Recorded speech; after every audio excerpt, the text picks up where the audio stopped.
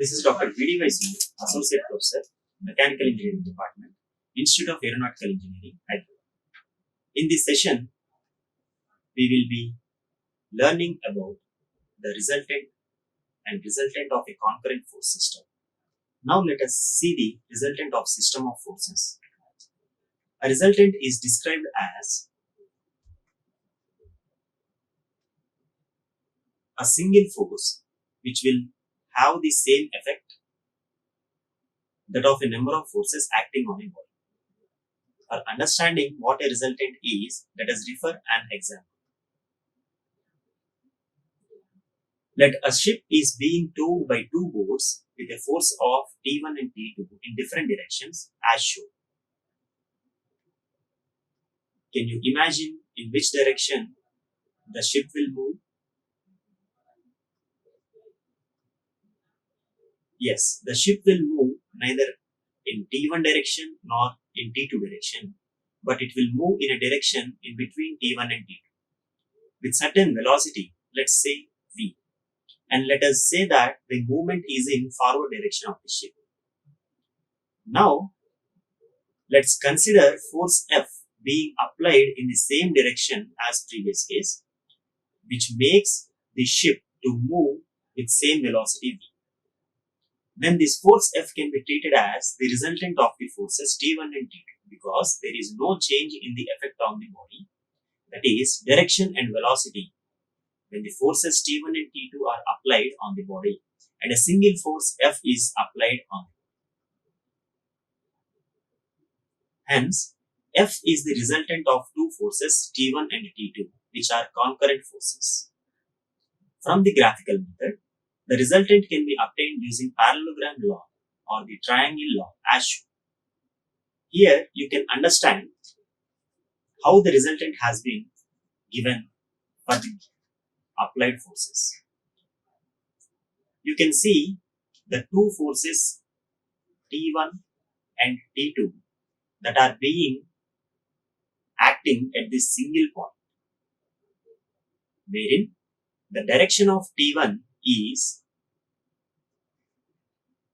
in this fashion and the direction of T2 is in this fashion.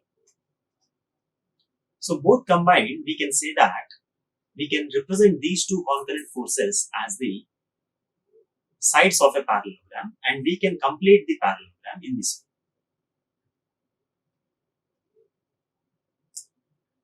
way. Like manner, the resultant would be the direction of the diagonal of the parallelogram, right? And that resultant we have taken it as resultant F. So, whatever force that is being applied by these two ships, okay, the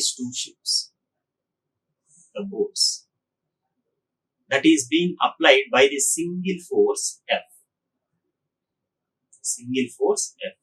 So, we can consider this F as the resultant,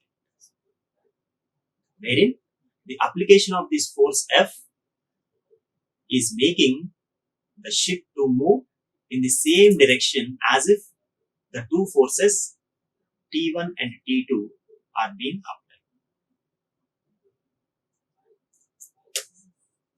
In this way, we can understand the application of resultant, and to represent the resultant, how we can, in the previous definition which we have taken,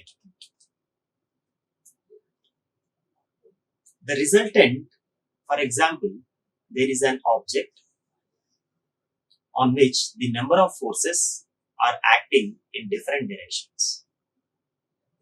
Number of forces are being acting in different directions. Let us say those forces are F1, F2 and F3. For these three forces which are acting on the body, there will be certain effect to this object, isn't it? Maybe the deformation of the object, or it has got some velocity, it has obtained some velocity in this direction. Let us say the velocity is V, and the deformation or the location change of this object from here to here for a distance of d, let us say. Now what we are going to do is, we are replacing these forces. We are replacing these forces with a single force. With a single force, let us say it is R, which makes this object to move in the same velocity.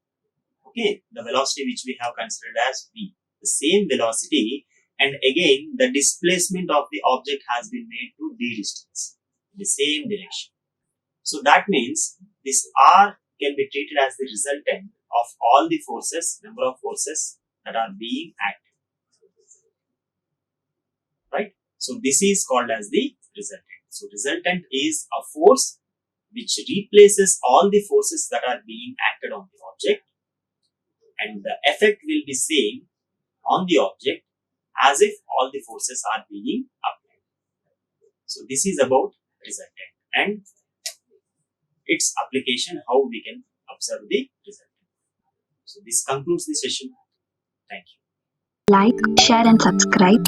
Hit the bell icon for more updates.